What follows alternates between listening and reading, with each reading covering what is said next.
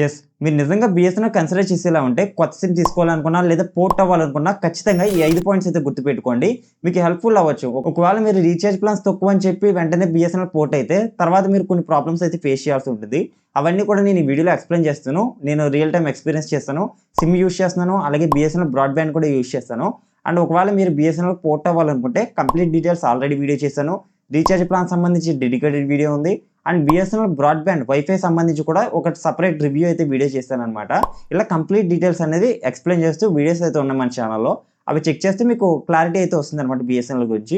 టాపిక్‌లోకి వెళ్ళిపోయే ముందు మీలో చాలామంది వీడియోని లైక్ చేయట్లేదు, ఛానెల్ సబ్స్క్రైబ్ చేయట్లేదు. నాకు వ్యూస్ అయితే వస్తున్నాయి బీఎస్ఎన్ఎల్ సంబంధించి. అండ్ మీరు లైక్ అండ్ సబ్స్క్రైబ్ చేస్తేనే కదా నాకు సపోర్ట్ వచ్చినట్టు ఉంటుంది. చాలామంది పాకెట్ మనీకి సంపాదించడానికి కూడా కొన్ని ఎర్నింగ్ యాప్స్ లేదా వెబ్‌సైట్స్ క్యాంపెయిన్స్ అయితే అడుగుతుంటారు. వాటికి సంబంధించి కొన్ని డీటెయిల్స్ కూడా అలాగే రీచార్జ్ ఆఫర్స్ కూడా కొన్ని వస్తూ ఉంటాయి. అవన్నీ కూడా నేను టెలిగ్రామ్‌లో పోస్ట్ చేస్తూ ఉంటాను. మన మెయిన్ టెలిగ్రామ్ ఛానెల్‌లో. దాని లింక్ కూడా డిస్క్రిప్షన్‌లో ఇచ్చాను. ఒకసారి చెక్ చేయండి. ఇంకా పాయింట్‌లోకి వెళ్తే first point MNP mobile number porting గురించి చెప్పాలి. ఎందుకంటే మీరు ఒకవేళ జియో, ఎయిర్టెల్ యూజ్ చేస్తున్నా గానీ బీఎస్ఎన్ఎల్ మారాలనుకోండి పోర్ట్ రిక్వెస్ట్ పెడతారు కదా! పోర్ట్ రిక్వెస్ట్ పెట్టాక బీఎస్ఎన్ఎల్ మారిపోతారు. ఒకవేళ మీకు నెట్వర్క్ నచ్చలేదనుకోండి మీరు మళ్ళీ వేరే నెట్వర్క్ చేంజ్ అవ్వాలంటే మినిమమ్ 90 డేస్ వెయిట్ చేయాలనమాట. క్లారిటీగా చెప్తాను. ఫర్ ఎగ్జాంపుల్ నేను జియో యూజ్ చేస్తున్నాను అనుకోండి. సో ఈ జియో నుంచి నేను ఇప్పుడు బీఎస్ఎన్ఎల్ మారాలనుకున్నాను. సో పోర్ట్ రిక్వెస్ట్ పెట్టాను, మారిపోయాను. నాకు ఇప్పుడు బీఎస్ఎన్ఎల్ మా ఏరియాలో సిగ్నల్ సరిగ్గా రావట్లేదు. నాకు నచ్చలేదు. మళ్ళీ బ్యాక్ వచ్చేద్దాం జియోకి అనుకుంటే మినిమమ్ 90 డేస్ వెయిట్ చేయాలి. వెంటనే అవ్వదనమాట. ఇది మెయిన్ ప్రాబ్లమ్. సో గుర్తుపెట్టుకోండి ఒక్కసారి మనం నెట్వర్క్ నుంచి ఇంకో నెట్వర్క్ పోర్ట్ అయ్యాము అంటే నెక్స్ట్ మళ్ళీ ఇంకో నెట్వర్క్‌కి చేంజ్ అవ్వడానికి మినిమమ్ 90 డేస్ వెయిట్ చేయాలనమాట. అంటే 3 మంత్స్ వెయిట్ చేయాలి. ఈలోపు మీరు సిగ్నల్ ఎలా ఉన్నా సరే ఆ నంబర్ యూజ్ చేయాలంటే దీని మీద డిపెండ్ అవ్వాల్సొస్తుంది. అది గుర్తుపెట్టుకోండి. దానికన్నా ఒక కొత్త సిమ్ తీసుకొని మీ ఏరియాలో నెట్వర్క్ ఎలా ఉందో టెస్ట్ చేయొచ్చు. ఆ తర్వాత ఓకే అనుకుంటే ఆ 1 మంత్ అయిపోయిన తర్వాత మీరు పోర్టింగ్ రిక్వెస్ట్ అయితే పెట్టుకోవచ్చనమాట. ఒకవేళ మీకు ఈ పాయింట్ తెలిస్తే ఓకే. తెలియని వాళ్ళ కోసం చెప్తున్నాను. సో ఒకవేళ మీ ఏరియాలో నెట్వర్క్ స్పీడ్ ఎలా ఉందో చెక్ చేసుకోవాలి అనుకుంటే సిమ్ తీసుకోకుండా నేను already BSNL speed test video చేస్తాను. అందులో ఎండింగ్‌లో చెప్పాను. ఒకసారి ఇంట్రెస్ట్ ఉంటే చెక్ చేయండి. సో దట్ మీకు హెల్ప్‌ఫుల్ అవ్వచ్చు.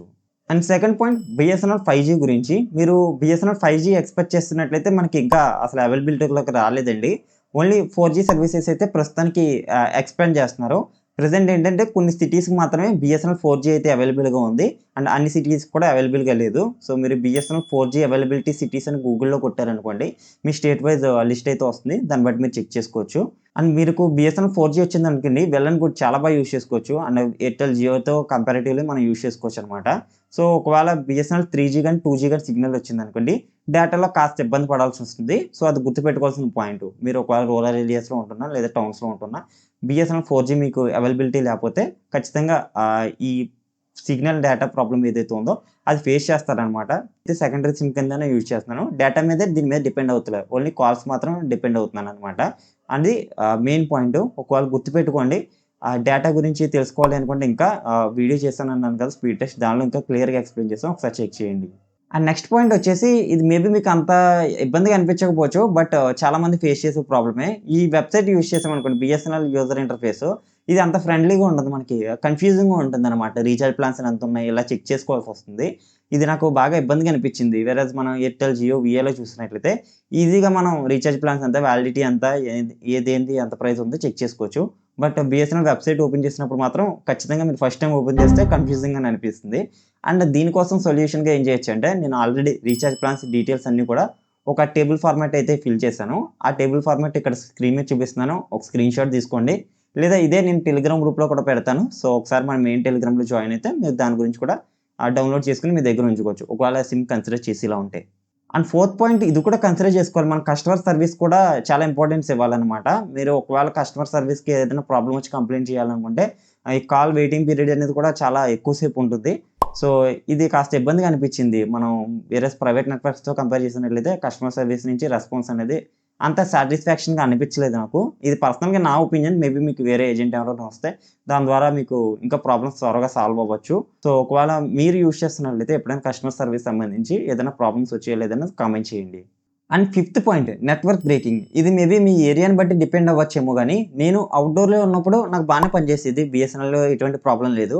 కాల్స్ అన్నీ బానే వెళ్ళేది. అండ్ సిటీలోకి వెళ్ళినప్పుడు కూడా సిగ్నల్ కూడా చాలా బాగా వచ్చేది.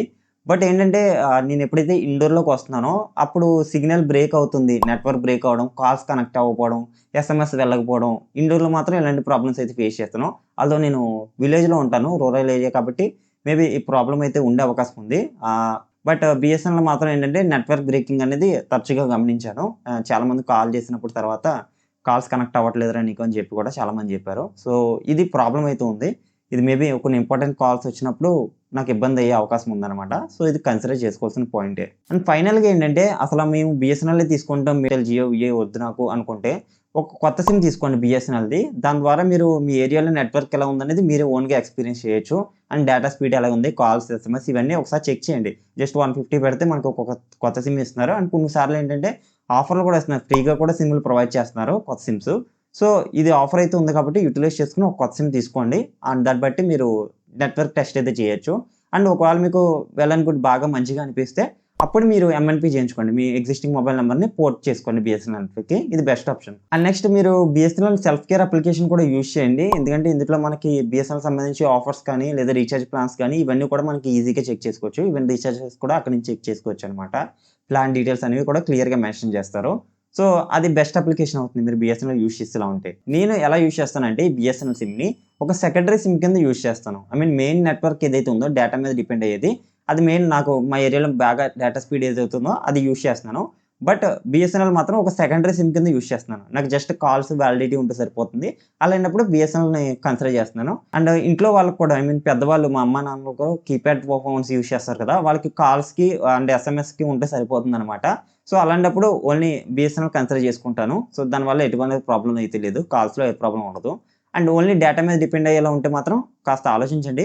మీరు నెట్వర్క్ స్పీడ్ చెక్ చేసుకొని మీ ఏరియాలో దాన్ని బట్టి తీసుకోండనమాట. మనకి రీచార్జ్ ప్లాన్స్ కూడా చాలా తక్కువ ఉంటాయి కాబట్టి జస్ట్ అలాగే ₹199కి అయితే 30 డేస్ వ్యాలిడిటీతో ఇవ్వడం. ఇలాంటి కొన్ని మంచి మంచి ప్లాన్స్ ఉన్నాయి కాబట్టి ఇది బాగా యూజ్‌ఫుల్ అవుతుంది ఇంట్లో పెద్దవాళ్ళకి కూడా. ఇది ఫైనల్‌గా నేను ఫేస్ చేసిన ప్రాబ్లమ్స్ అండ్ నేనిచ్చే అడ్వైజెస్. ఒకవేళ మీరు నిజంగా కన్సిడర్ చేసేలా ఉన్నా, మీరు ఆల్రెడీ నెట్వర్క్ యూజ్ చేస్తున్నా ఎలా ఉందని కామెంట్ చేయండి. నేను అక్కడ నెగెటివ్‌గా ఏం చెప్పట్లేదు. ఉన్నది ఉన్నట్టుగానే చెప్పాను. సో, ఇప్పటివరకు మీరు వీడియో చూస్తున్నట్లయితే ఖచ్చితంగా లైక్ చేయండి. చాలామంది లైక్ చేయట్లేదు, సబ్స్క్రైబ్ చేయట్లేదు. సో, నాకు కాస్త సపోర్ట్ ఇచ్చినట్టు ఉంటుంది. చాలా రోజుల నుంచి కష్టపడుతున్నాను. బట్ అంత సరైన గ్రోత్ అయితే ఏమి ఉండట్లేదు. సో, మీరు ఒకవేళ సపోర్ట్ చేస్తే ఇంకా మంచి వీడియోస్ అయితే తీసుకురావడానికి ట్రై చేస్తాను. ఇంకేమైనా వీడియోస్ కావాలనుకుంటే let me know in the comment section. మళ్ళీ వచ్చే వీడియోలో కలుద్దాం. Bye bye. Hello friends, like this video, subscribe to the channel, click on this bell icon, select all for latest video notifications.